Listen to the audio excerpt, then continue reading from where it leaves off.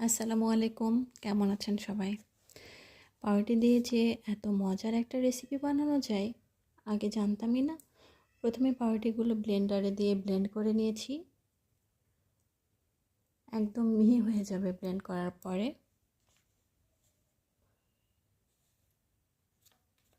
এর মধ্যে একটু গুঁড়া দুধ দিয়ে দিলাম, তারপর একটু বেকিং পাউডার দিয়ে দিলাম।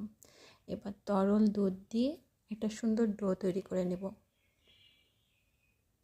এই তো আমার রেডি ডো। এখন আমি দিয়ে দিলাম একটু ঘি দিয়ে একটু রেস্টে রেখে দেব। তারপরে চলে গেলাম শিরা তৈরি করার জন্য।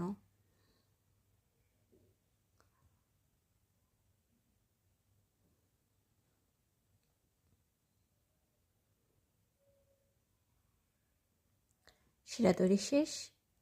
এখন আমি একটা শেপে দিয়ে দিলাম। এবার তেলে সুন্দর মতো ভেজে নেব।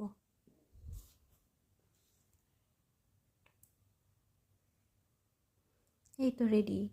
এবার শিরার মধ্যে দিয়ে দিলাম। থ্যাংক ইউ, ভালো থাকবেন সবাই। আসসালাম।